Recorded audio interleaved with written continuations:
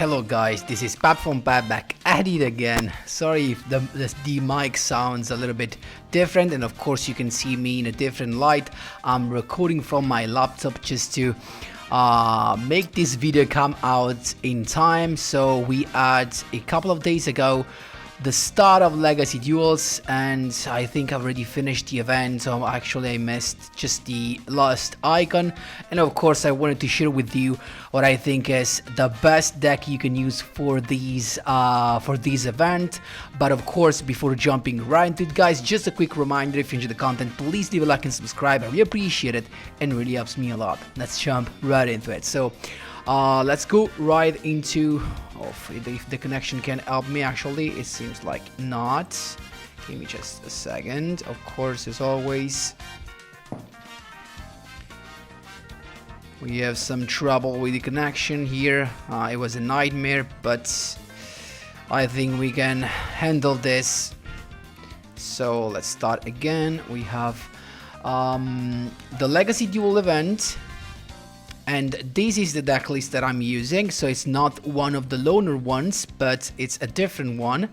And of course, but I think a lot of you already, actually a lot of the duelists already found out this, is that Favorite Duel is the most broken skill of this event. It simply provides so much value, and it makes this deck insanely consistent, insanely good. But also the other discovery that I made is that the other broken card that literally wins you game is the allowed life barrier. So this card in this meta is not limited. So instead in the normal format we have this card limited to. So in this meta it is completely free, and it's basically the same effect, maybe even better than the Curse of Anubis and the Windstorm of Itaqua, but it has a cost, the cost of discarding, that in some cases, like with this deck of heroes, it might sound even an advantage sometimes, because of course you fill the graveyard with materials that you can use Mythical Fusion with, so really nice. So the actual deck is just 6, because with this deck you can only summon the Flame Wingman and the Neos Fusion, but there's no Neos Knight that can be added here, so that's why I didn't have any of that. It's not available in this card pool. So of course we have the only one copy of Stratos, because we can only play one. It's limited one for this event. Then we have Triple Sphere Kuriboh, other broken card, but this was something already known since the previous Legacy Duels event. This is actually a new discover. Insane. I think each deck should play 3 copies of this card, but it's just life changing, you know. It has the same impact when you draw a Curse of Anubis of Itaqua. Then I have just one Neos in order to have 4 different monsters. I decided to go with Neos and not with a normal Clayman, for example, for 2 reasons. One, because anyway I cannot summon fusions that require Clayman or other heroes, but also because sometimes it can be useful. You have a couple of monsters on the field, you want to have, I don't know, a different play, you tribute summon Neos, and you have another boy with 2500 attack that can be useful for your duels. Then we have a couple of Spockmen, a couple of Avian, and triple Burstinatrix. So if you want to change something, you can go of course in triple Avian, but I suggest triple Burstinatrix just because it has literally more attack, nothing more than that. Couple of Spockmen is fine, and that's it, guys. This is all you need. Of course, I'll leave you the replays to enjoy this, but it's a lot of fun, crazy consistent. I finished the event in, like, I don't know, it was I think 3 hours of play, no more than that. And what do I miss? I just missed the icon, so I'm at 320 points, so just only with 8, so I actually played a lot, but 3 hours and that's it. So let's jump right into the replays. Here we go, my boys. First replay against Oster Phoenix. Let's see what we have. It's him to go first. So in this case, guys, I was playing Magic Cylinder as well, and also Typhoon to try, but the version that you see on the right side is just the best one, as I told you, the one that works simply the best.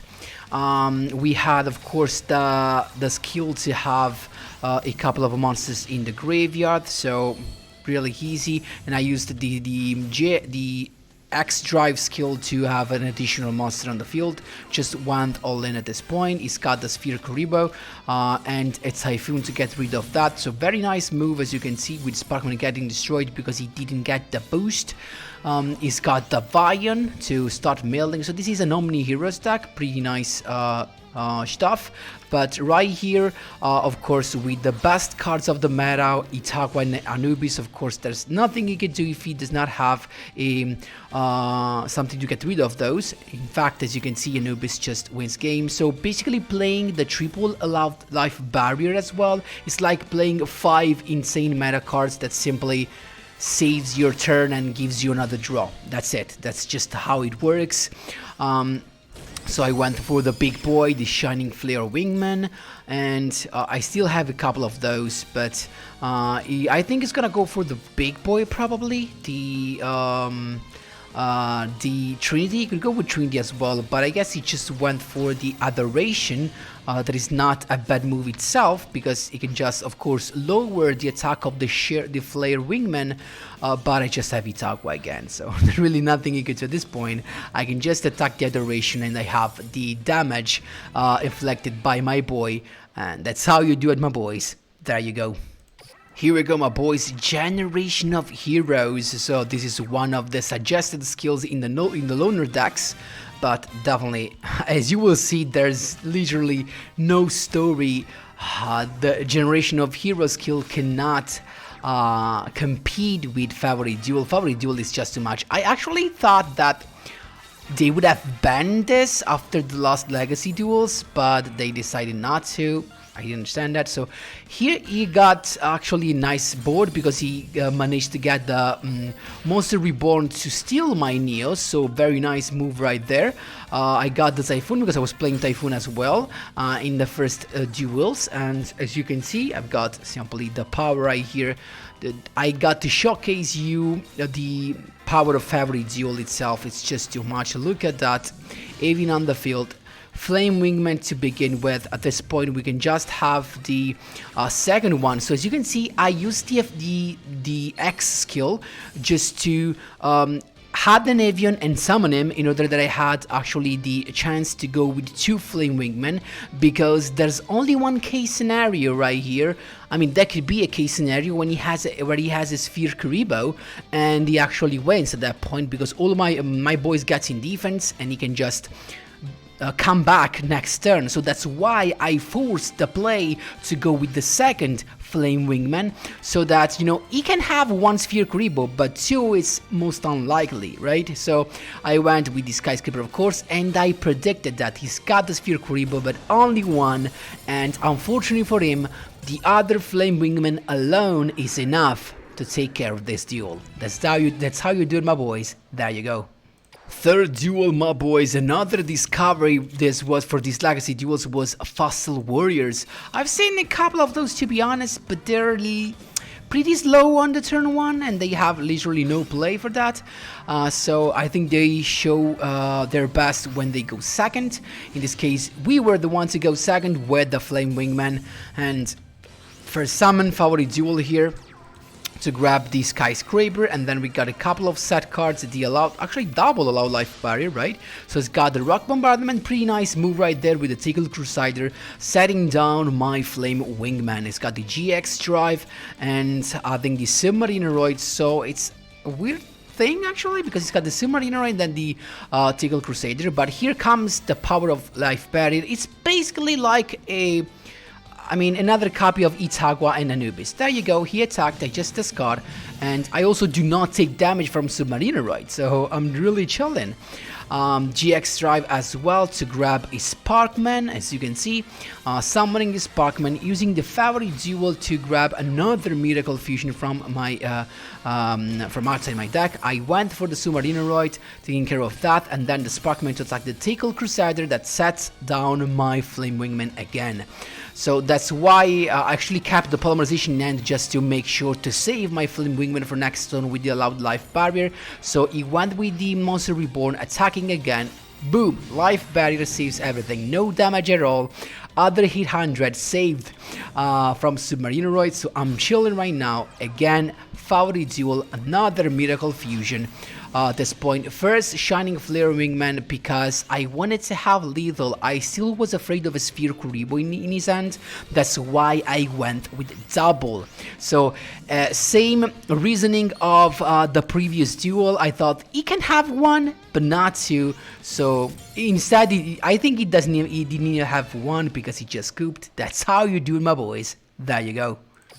Last but not least, we have Cyrus.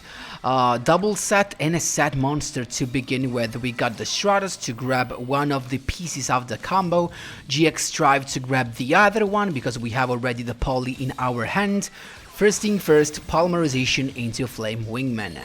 So we have it's got warning point, and that's actually pretty good because now we can use favorite duel. We already have everything we need in the graveyard. Miracle fusion, guess what, another one is coming. Flame Wingman is number 2, it's the field, and we have the allowed life barrier. So the skyscraper is there, so we can just attack. He's got Itakwa, so he basically misplayed right now because he wasted the warning point. He could have waited, you know, for before using warning point, so he went with the polymerization, and now he's got the, I think, Cyber Hand Dragon he went for? No, Cyber Twin Dragon, but still, then he's got the Cyber Dragon Dry, but even if he attacks, guess what? Life Barrier just saves the day, there's nothing he can do, even attacking a couple of times, and at this point, really, there's nothing he could do. Double Flame Wingman that inflicts the effect damage once he pops a monster. And that's how you do it, my boys. Allowed life barrier. It's really one of the best cards, and it's a must-have card, as well as Itakwa and